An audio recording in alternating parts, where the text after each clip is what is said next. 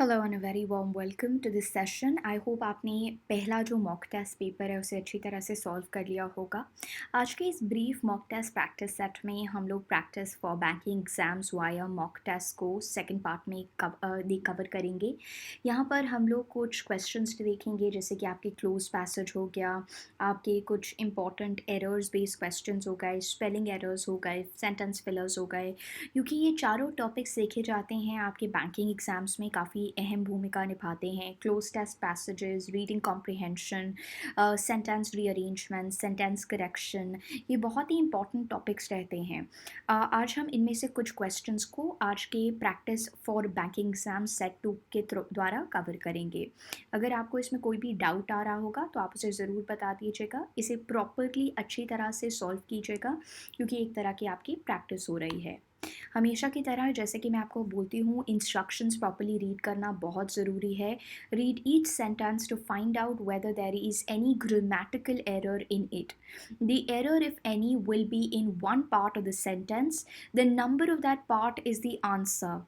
If there is no error, the answer is 5. There is no error. ठीक है, ignore the errors of punctuation if any. अच्छा, कई बार क्या होता है, मैं देखती हूँ बच्चे जो हैं पंक्चुएशन का एरर निकाल लेते हैं, जैसे पी कैपिटल नहीं है या कॉमा नहीं लगा है, तो पंक्चुएशन के एरर्स आपको ध्यान नहीं देना है। और पर्टिकुलरली इन्होंने क्वेश्चन के इंस्ट्रक्शंस में लिख दिया है कि ignore the errors of punctuation. That means punctuation के अलावा अगर कोई ग्रामेटिकल एरर है आपके पार्ट्स ऑफ स्पीच के रिलेशन में, तो आपको बताना है। ठीक है।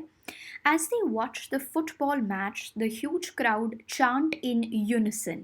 अब अगर आप इस क्वेश्चन को पढ़ते हैं और आपने अगर टेंसेस नहीं भी किए हैं, तो आपको पता होना चाहिए कि लॉज ऑफ पैरेललिज्म के द्वारा, ठीक है, देखिए जब भी हम मॉक्स को सॉल्व करेंगे हमारा अप्रोच ये रहेगा कि जितना ज़्यादा कम हो सके हम रूल्स पे फोकस करें और थोड़ा लॉजिक अप्लाई करें। ठीक है। As they watch the football match, the huge crowd chant in unison. अब यहाँ पर आपको स्टार्टिंग में पता चल रहा है कि इन्होंने पास्ट टेंस यूज़ किया है कि as they watched, as they watched. अब सिंपल लॉजिक हमारा इंग्लिश का पैरेललिज्म होता है कि अगर आपका स्टार्टिंग में आपका मेन क्लॉज एक टेंस में है, तो आपका बाकी का सेंटेंस भी उसी टेंस में रहना चाहिए। अगर हमें ये नहीं भी पता है तो टेंस एक ही रहना चाहिए वैसे भी। So as they watch the football match, the huge crowd chanted in unison, unison together, एक साथ, चैंटेड इन यूनिसन। तो यहाँ पर चैंट की जगह क्या हो जाएगा, यहाँ पर चैंट की जगह चैंटेड हो जाएगा, CHANTED। यहाँ पर क्या हो जाएगा, चैंट की जगह चैंटेड हो जाएगा। So here you need to remember, as they watch the football match, the huge crowd chanted in unison, chanted in unison. ठीक है। The noise was so faintly that one had to strain one's ear to hear it. ठीक है। अब यहाँ पर अगर आप देखेंगे कि नॉइस जो थी वो इतनी ज़्यादा धीमे थी कि आपको अपना कान थोड़ा सा मतलब लिटरली स्ट्रेन करना पड़ रहा था ताकि आप सुन पाते। Now the noise was so faintly. अब आपको यहाँ पर एक एडजेक्टिव चाहिए, ये एक एडवर्ब है। LY वर्ड्स आपके एडवर्ब्स होते हैं। सो यहाँ पर we are not using an adjective, और जबकि एडजेक्टिव की आवश्यकता है। So the noise was so faint. The noise was so faint. There's no need for the word ly. Ly की कोई आवश्यकता नहीं है. So the noise was so faint that one had to strain one's ears to hear it. One had to strain one's ear to hear it. अब यहाँ पर एक और चीज़ याद रखिएगा, ये रूल इंपॉर्टेंट है। अगर आप वन यूज़ कर रहे हैं तो बाद में भी आपका वन का पोजेसिव केस ही आएगा, तो ये बिल्कुल सही है। ठीक है। अगर वो लिखते थे one had to strain his ears to hear it, तो गलत होता, वहाँ पर वंस आना चाहिए था। ठीक है। लेकिन यहाँ पर गलती क्या है, फेंटली नहीं होगा, फेंट होगा, क्योंकि फेंटली एडवर्ब है और हमें एडवर्ब नहीं चाहिए, हमें एडजेक्टिव चाहिए। ठीक है। एडवर्ब जो है वो मॉडिफाई करता है एडजेक्टिव और एडवर्ब को, लेकिन यहाँ पर हमें क्या चाहिए, हमें यहाँ पर हम लोग नॉइस की बात करें तो नाउन को मॉडिफाई करने का वर्ड चाहिए, क्वांटिफाई करने का वर्ड चाहिए, उसकी विशेषता बताने का वर्ड चाहिए, जो कि एक एडजेक्टिव ही होगा। तो faint would be the correct answer. The noise was so faint that one had to strain one's ears to hear it. ठीक है, ये आपका सही जवाब हो जाएगा। When he found out that the girl had escaped, he was absolute irritated and furious. ठीक है। देखिए irritated and furious आपके verbs हैं, आपके verb हैं। ठीक है। irritated and furious वो बहुत ज़्यादा एक तरह से अनॉयड हो गए थे और गुस्सा हो गए थे. Now we need an adverb over here, तो इसीलिए he was absolutely irritated and furious. He was absolutely, so absolutely will be the correct answer. When he found out that the girl had escaped, he was absolutely irritated and furious. He was absolutely irritated and furious. ठीक है, तो यहाँ पर absolutely will be the correct answer. So ये आपको याद रखना है, absolutely will be the correct answer. The weather is much more warmer than it was a few days ago. ठीक है, the weather, अब यहाँ पर आपका डबल कंपैरेटिव्स हम कभी भी यूज़ नहीं करेंगे, as we can clearly see कि यहाँ पर डबल कंपैरेटिव्स यूज़ हो रहे हैं. So we need to eliminate more from here. More will be eliminated. The weather is much warmer than it was a few days ago. The weather is much warmer than it was a few days ago. That'll be the correct answer. So this is something that you need to remember. तो double comparatives नहीं आएगा. Okay, a vast numbers of people greeted the film star on his arrival at the airport. Now यहाँ पर आपकी गलती क्या है, यहाँ पर वास्ट नंबर्स ऑफ पीपल ये गलत है. अ वास्ट नंबर ऑफ हो जाएगा. That will be the correct answer. So I will also briefly quickly show you सारे के सारे जो हम लोगों ने rectify करे हैं उनको एक बार जल्दी से देख लेते हैं. As they watched the football match, the huge crowd chanted. ये आपका chanted हो जाएगा. ठीक है, सेकेंड वाला आपका error क्या था, the noise was so faintly that one had to strain one's ears. ठीक है, तो यहाँ पर क्या है, faintly नहीं faint हो जाएगा, यहाँ पर faintly नहीं faint हो जाएगा. ठीक है, so you need to remember this. I'm quickly revising these so that you know the answers correctly. यहाँ पर the girl had escaped, he was absolute. When he found out that the girl had escaped, he was absolutely irritated. Absolutely हो जाएगा ये. So this will become absolutely. Please remember that. The weather is much more warmer. तो यहाँ पर double comparatives गलत है. It has to be much warmer. More is not correct. ठीक है, much warmer than it was a few days ago. A vast numbers, this is wrong. A vast number of people greeted the film star on his arrival. That'll be the correct answer. तो ये हो गया आपका first segment of spotting the errors. ठीक है, you just need to identify, आपको सिर्फ error को spot करना है. Please remember that. Now moving on to the next set of questions. इसकी directions मैं आपको बता देती हूँ. Pick out the most effective word given from the options to fill in the blanks and make sentences which are meaningfully complete. That means they want you to pick a correct answer. यहाँ पर आपका sentence fillers के questions हैं. You have single fillers as well as double fillers questions, and this is a single filler question. We were so late, we dash had time to catch the train. We were so late. हम इतनी देरी कर गए थे, हम लोग इतने ज़्यादा लेट हो गए थे that we, ठीक है, we were so late we dash had time to catch the train. हमारे पास बिल्कुल कुछ ही टाइम था, तो hardly had time to catch the train. We were so late we hardly had the time to catch the train. We were so late we hardly had the time to catch the train. ठीक है, hardly will be the correct answer here. Nearly had the time. Nearly is a positive word. यहाँ पर हमें hardly, we need a negative term, right? We almost had time to catch the train. nahi, if you were so late, you wouldn't really use a positive word. So hardly over here will be the correct answer. He dashed to all his friends that he was getting married. ठीक है, अब यहाँ पर अगर आप ध्यान से देखेंगे, he dashed to all his friends. ठीक है, now we are using the preposition to. Okay, he told to all his friends is not very correct. ठीक है, जबकि आप ये पूरे अगर आप ऑप्शंस को स्कैन करोगे तो the most appropriate way to use a word with to will be spoke to. I spoke to my mother regarding the problem. I spoke to the chairman regarding the issue. तो यहाँ पर आपका fixed preposition क्या होगा, यहाँ पर आपका fixed preposition spoke के साथ to होगा. The fixed preposition spoke के साथ to होगा. So he spoke to all his friends that he was getting married. He spoke to all his friends. So spoke to. So you also need to have this tendency कि आप answers को, options को scan कर रहे हैं and सी कि आपके blank से पहले या बाद में कोई हिंट है. यहाँ पर biggest hint was the preposition to. इन सारे के सारे बाकी ऑप्शंस के साथ आप ये नहीं यूज़ कर पाएंगे. ठीक है, सो ये चीज़ आपको याद रखना है. यहाँ पर to के साथ spoke will be most appropriate. spoke के साथ to के साथ spoke will be most appropriate. So he spoke to. Today's paper dash that we shall have an election this year. Today's paper dash that we shall have an election this year. अब यहाँ पर अगर आप ध्यान से देखेंगे तो आज का पेपर क्या करता है, आज का पेपर स्टेट करता है, बताता है, ठीक है. तो जो सिर्फ केवल बताता है वो स्टेट होता है. देखिए पेपर आपको सिर्फ न्यूज़ देता है. याद है when we used to write letters to the editors अपने स्कूल में, तब हमें पता था that we were just writing so that you know the editor could publish. Editor कुछ और कर नहीं सकता था, उसके बारे में करना कंसर्न्ड अथॉरिटीज़ का काम था. जबकि बाकी सारे वर्ड्स ऐसा दिखा रहे हैं कि न्यूज़पेपर कुछ कर पाएगा, ठीक है. न्यूज़पेपर केवल स्टेट करता है, न्यूज़पेपर केवल आपको इन्फॉर्मेशन बताता है. ऑफ कोर्स एडिटोरियल वाले पार्ट में ओपिनियंस होती हैं, but they are just suggesting things, right? But otherwise overall a newspaper merely states. So today's paper states that we shall have an election this year. Today's paper states that we shall have an election this year, okay? So states becomes the correct answer. Please remember this is important. Has the committee dash a decision yet? Has the committee dash a decision yet?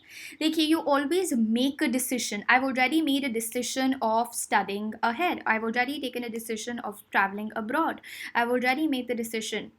You always make decisions, ठीक है. तो ये आपके कॉलोकेशंस हो जाते हैं. ये क्या हो जाते हैं, ये आपके कॉलोकेशंस हो जाते हैं. That means they will always come together, okay.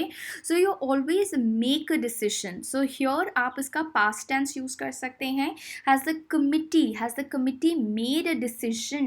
Has the committee made a decision. You make a decision. Please remember this, you make a decision. आप डिसीजन को बनाते हैं, you make a decision. The old man was dashed by a truck on the zebra crossing on the main road, ठीक है. अब यहाँ पर अगर आप देखोगे तो here your phrasal verbs का knowledge will be very helpful, ठीक है.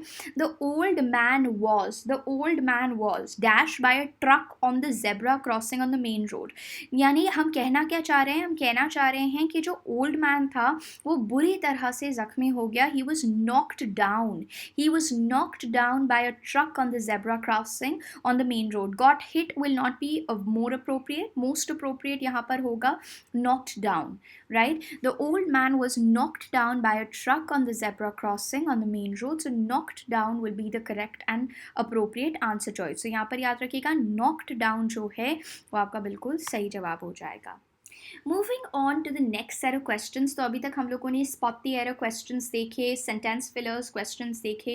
Now this is another category जो आजकल काफ़ी आने लग गई है आपके banking exams में. हाल ही में जो आपका SBI clerk का exam भी हुआ था, उसके अंदर also they had given you important spellings का questions, and this is an example of that. अब banking के spellings questions काफ़ी different way में पूछे जाते हैं. जैसे अन्य exams में क्या होता है, वो simply आपको दे देते हैं which of the following is the correct spelling. लेकिन बैंकिंग में वो थोड़ा स्पॉट द एरर के टाइप में दे देते हैं. Let's read the instructions quickly. In the following questions, sentences with 4 bold words are given. One from 4 words given in the bold may be either wrongly spelt or inappropriate in the context of the sentence. Find out the word which is wrongly spelt or inappropriate, ठीक है. If all the words given in bold are correctly spelt and also appropriate, your answer would be all correct. That means कि आपको जो bold में दिए गए हैं, तो एक benefit क्या हो जाता है, आपको particular अपना attention डालना है केवल उन बोल्ड किए हुए अल्फ़ाबेट्स पे, ठीक है, उन बोल्ड किए हुए वर्ड्स पे. और अगर उन बोल्ड किए हुए वर्ड्स में कोई स्पेलिंग एरर है या कोई इनअप्रोप्रिएट है वो वर्ड, तो आपको बता देना है, अदरवाइज ऑल करेक्ट, ठीक है. The completion of the tunnel has been held up owing to a strike.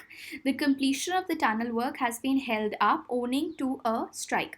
अच्छा, एक तो ये याद रखिएगा held up, work is held up. Work is held up, कोई भी कार्य hold up हो जाता है या held up हो जाता है, यानी कि रुक गया है. जैसे लॉकडाउन की वजह से a lot of projects have been held up, ठीक है, a lot of projects have been held up. So please remember this is important, okay. The completion of the tunnel has been held up owing. It has to be owing. Owning नहीं है, owning नहीं है, यहाँ पर owing होना चाहिए. owing to a strike. The completion of the tunnel has been held up owing to a strike. Okay, so this will be the correct answer. यहाँ पर owning is गलत, यहाँ पर owning ये जो है ये बिल्कुल गलत है, इसको आप owing कर देंगे. The director spoke clearly and distinctly, therefore the audience could understand every word he spoke. The director spoke clearly and distinctly. तो director यहाँ पर अगर आप देखेंगे तो ये बिल्कुल सही स्पेलिंग है. एक्चुअली यही एरर था, ये जो आपके प्रीवियस ईयर्स पेपर्स में से उठाया गया है, तो यहाँ पर डायरेक्टर ना उन्होंने ई कर दिया था, तो वही गलती थी, लेकिन यहाँ पर आपका सही आया हुआ है. This is correct. The director spoke clearly and distinctly. Distinctly is also right. Therefore, the audience could understand every word he spoke. This is actually now all correct. लेकिन जब ये आपके एग्जाम में पूछा गया था ना, उन्होंने डायरेक्टर में ना ई लगा दिया था, तो वहाँ पर गलती थी, लेकिन यहाँ पर सब करेक्ट है. Shall I write a letter to him or would you prefer to call him? ठीक है. Shall I write a letter to him? Again यहाँ पर जो गलती थी, all are correct. आपके एग्जाम में जब ये क्वेश्चन आया था तो उन्होंने LETTRE कर दिया था, जैसे अमेरिकन लिखते हैं अधिकतर ER की जगह RE. So that is incorrect. लेकिन यहाँ पर बिल्कुल सही जवाब है. Write is also right, letter is right, prefer is right and call is correct. ठीक है. And you always use prefer के साथ to rather than. Okay, remember that. It has always been the policy of the company to promote existing staff to senior positions. ठीक है. Now यहाँ पर if you read there are no errors, right? It's always been a policy. Policy is correct. Of the company. Company is also correct. To promote existing is absolutely correct. Staff to senior position, ये all correct है. ठीक है. TCS हो गई, Tata consultancy services, there also known for this kind of a policy. वो अपने internal members को काफ़ी खुश रखते हैं. The tennis and cricket matches were interrupted as it began to rain. Now the tennis की स्पेलिंग बिल्कुल सही है, एंड क्रिकेट मैचेस की भी स्पेलिंग गलत है, सही है, but interrupted is wrong. It has to be a double R here. Interrupted, INTERRUPTED.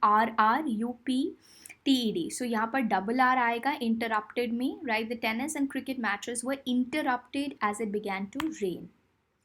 Now moving on to the closed test passage. Quickly take 30 seconds. इस passage को फटाफट से एक बार read कर लीजिए ताकि you don't really have any problems at all solving this question. It will be very simple. ज़्यादा मुश्किल नहीं होगा. एंड अगर आप अच्छी तरह से पकड़ लेते हैं, सो क्लोज टेस्ट पैसेजेस को एक बार रीड करते हुए अगर आप ऑप्शंस को भी पढ़ते जाएं, that is also good approach. You can always follow that and this approach is very very helpful. Okay, so let's just look at this question. A squirrel joined the service of the lion, the king of the forest. He did whatever work was given to him quickly and well. The lion became dash of him. The lion became dash of him. The lion became dash of him. देखिए, अगर कोई भी हमारा काम करता है, ठीक है, अगर कोई भी हमारा काम करता है तो हम क्या हो जाते हैं, हम उनके बहुत ही ज़्यादा we start having this liking for them. ठीक है, हम लोगों को बहुत पसंद आने लग जाते हैं अगर कोई भी हमारा काम करता है. So the lion became fond of the squirrel. The lion became fond of the squirrel, right? The lion became fond of him and dash to give him a cartload of almonds. And dash to give him and dash to give him. Promised and promised. Lions are promising. ठीक है. Declared की जगह promised would be a more appropriate answer. So यहाँ पर दोबारा से इसको पढ़ लेते हैं. A squirrel joined the service of the lion, the king of the forest. He did whatever work was given to him quickly and well.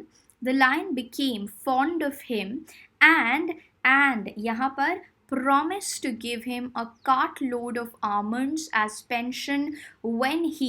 देखिए, वैसे भी पेंशन की बात हो रही है तो वैसे भी यहाँ पर promised आएगा. ठीक है. promised to give him a cartload of almonds as pension when he dash. ये सारे के सारे वर्ड्स हैं. when he retires, right? आपको पेंशन कब मिलती है? रिटायरमेंट पे मिलती है. आपको पेंशन कब मिलती है? पेंशन आपको रिटायरमेंट पे मिलती है, तो यहाँ पर retires. So the lion became fond of him. And please remember, fond of. I'm fond of ice creams. I'm fond of stationery.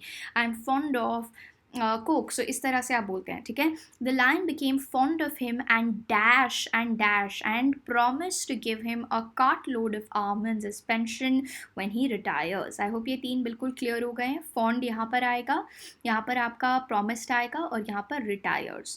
The squirrel dashed the other squirrels in the forest because of their carefree life. ठीक है. The squirrel dashed the other squirrels in the forest because of their carefree life. ठीक है. अब देखो, जो ये squirrel है ये अपना काम पूरी तरह से करती है और ये दूसरी स्क्विरल्स को ऑब्वियसली डांट ही रही होगी. राइट, डांट ही रही होगी, या फिर एक तरह से नापसंद कर रही होगी कि अरे वो तो कुछ काम भी नहीं करते हैं। तो यहाँ पर एक बार ऑप्शंस देख लेते हैं। ऑप्शंस ये रहे आपके, ठीक है। आपका आपका सेंटेंस क्या कह रहा था?